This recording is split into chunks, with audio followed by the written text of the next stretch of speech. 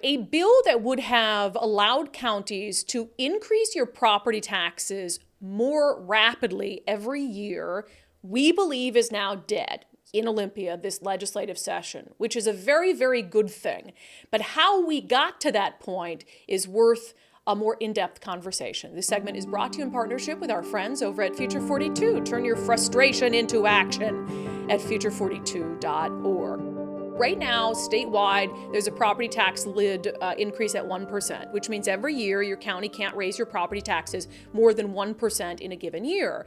There has been a demand from King County in particular to raise that to 3%. King County Executive Constantine came out in October of last year and said, if you don't let us raise property taxes more quickly, we're going to have to cut all these services. We're going to be in a dire financial situation. So he had his friends in the legislature introduce this basically just for King County because they wanted more money. Now, one of the things that I think got lost in this debate, and I'll take some of the blame for that too, is the fact that King County today could raise your property taxes at a faster rate, but voters have to approve it first. So there's nothing stopping them from asking voters to approve a more rapid property tax increase. But that's not what they wanted. They want to do it without a vote of the people. So they went again to their friends in Olympia and said, hey, introduce this so we can raise property taxes more quickly without having to go to us schleps, the voters, and ask them to let us do it. So they wanted, this was an end route around the voters, which I just think is inherently wrong. You want more property taxes, you make the case directly to the people you serve why you need more money, and especially in King County.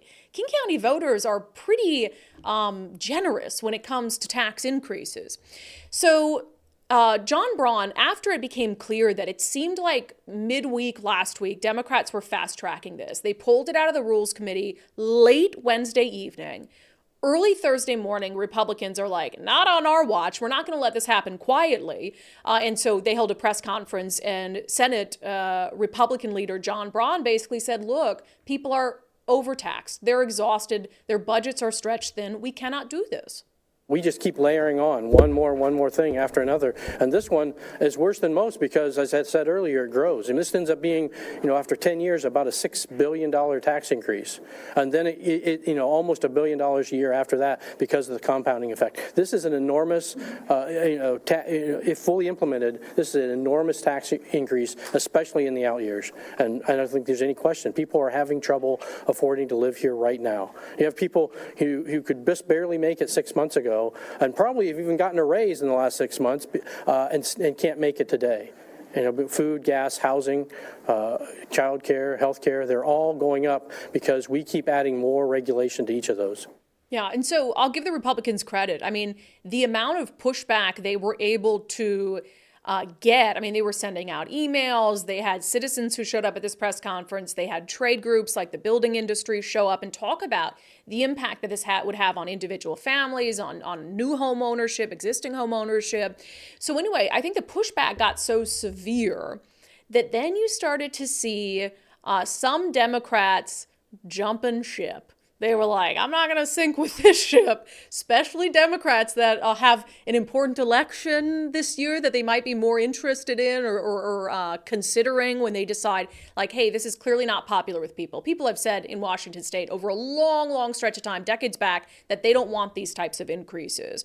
So if we go around it, especially when we've got two initiatives that have to do with, anti-tax, trying to repeal taxes, 3 actually. So maybe some of these Democrats started to think, maybe this isn't what we should be pushing in a critical election year. So this from the Seattle Times, and they explained kind of what was happening behind closed doors. It appears Democrats who hold a 29-20 majority in the state Senate don't have the votes to approve the legislation. 2 previous co-sponsors, Senator Twina Nobles, a Democrat from Fircrest, and Senator Emily Randall, a Democrat from Bremerton, removed their names from the list of co-sponsors this week. Randall had also voted for the legislation in committee, which was very interesting. And so the Times asked them, hey, what happened here? Randall, on Friday, said she originally signed on as a sponsor because local governments were telling the legislature they needed more funding for public safety and first responders. Quote, but throughout this session, I heard overwhelming feedback from my constituents that they did not support this policy and that the potential impact on their own household budgets was not worth the potential benefit to local government budgets. Randall, who is running for Congress, said in a prepared statement, quote, my neighbors changed my mind. Noble similarly said she withdrew her support after, quote, hearing from constituents and doing more research. Okay, a couple things there. I just reject any Democrat who pushed this because it would improve funding for public safety and first responders. I'm not going to go there. It's disingenuous. You either actively vilified police in 2020 and throughout 2021, or you stayed silent while your Democratic colleagues did it. So you can't now use them as a prop to get a tax that you want. It's disingenuous. I won't stand for it. Most reasonable people won't stand for it. You can't pick and choose when you're supportive of law enforcement and when you want law enforcement to have more funding. We're not forgetting 2020, 2021, 2022 that quickly. So spare me that. But also, I'm glad the Seattle Times noted that Senator Emily Randall is running for Congress. And she's running for Congress in the 6th District, which is a very blue-collar constituency. And you have people there whose budgets are stretched thin. And to think that that doesn't factor into, she goes from being a sponsor of it, voting for it in committee, to as soon as there's heat on it and attention toward it, jumping ship.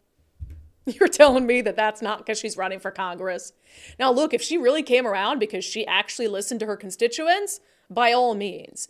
But if she knows her constituents, if she truly knows the people she represents, she should have known that they don't want this, that her blue-collar constituency wouldn't want this, that they can't bear the brunt of tax increases right now. So come on, this is about her running for Congress. Let's be real. And as far as Senator Twina Noble saying that she changed her support after hearing from constituents and doing more research, the time to do research on a tax increase is before you put your name on the thing. That goes for both sides. The time to do your research on a bill, any kind of bill, is before you put your name on the thing. So anyway, it's the comments from Senator Jamie Peterson, a Democrat from Seattle, who's buddies with Dow Constantine, who went to do this, because Dow Constantine, the King County executive, wanted him to do it. He's the bill's lead sponsor. Here's what he told the Seattle Times. He said, Senator Jamie Peterson, a Democrat from Seattle, the bill's lead sponsor, said Democrats would not be moving the bill this year. Quote, we have heard the public's concerns about property taxes. This is what Peterson wrote in a statement. Quote, we recognize that we must do a better job of explaining both how the current 1% cap hamstrings local government's efforts to fund public safety and other essential services we all rely on, and how small a portion of property taxes this policy would affect. There it is again. We must do a better job of explaining it. As if we're dumb. We get it. We get it. It's not a hard bill to understand. You want to take the property tax lid from 1% to 3%. And you want counties to decide whether they're going to increase taxes every year from 1% to 3%. That's not hard. We're not dumb. We're smart. People are engaged. They know, especially when it comes to taxes and to their property taxes, which are already going up as their home valuations go up. But we've seen this with so many things with Democrats where if we're opposed to it, we just don't understand it. Okay, we'll give this another year. You sweet, simple-minded people, you just don't get it. And if you got it, if you understood it, if we just did a better job of explaining it to you, you'd support it. So give us time, and we'll do a better job of explaining it to you, and we'll revisit this in 2025. That's how I read that. And it's so offensive, and it's just condescending. We get it. We just don't want it. We just don't want it. It's so hard for you to understand. And voters going back, as I said, decades have said that they don't want this. So it's not about understanding it or not understanding it. And I just continue to be offended by notions like that. And make no mistake, I do think it's safe to say this is dead for the session. I've said on the show before, when something doesn't get out of committee past a deadline, there are always creative ways to resurrect bills that they really want to resurrect. But since the lead sponsors came out and said, we're not going to have a vote on this year, I think it's pretty safe to say, as the clock ticks down on a short legislative session, that this isn't going to happen this year. But if you think that they're not going to bring it up in 2025 after the big election year is done, you are fooling yourself. Especially if you get like a Bob Ferguson in the governor's office and all that's behind them. this absolutely is going to come back up first thing next session. So be prepared. Meanwhile, King County Executive Dow Constantine, his response was that the county is going to have to lay off dozens of employees this year and close its public health clinics if it does not get relief from the property tax cap or other budget help. Also absurd.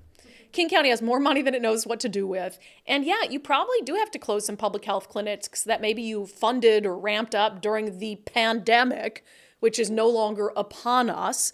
And to think that King County is, operating lean and mean, that's just absurd. And this is fear mongering. And he said, we have to get rid of election workers and all of these things that he was hoping progressives and Democrats would be kind of trigger words for them. Oh, public health clinics have to close? Elections workers? No, they have enough money. Dow, you have enough money, and you just need to spend it wisely, and you need a budget, just like you guys are forcing every single working class Washington family to do. It's time to budget. Turn your frustration into action at future42.org.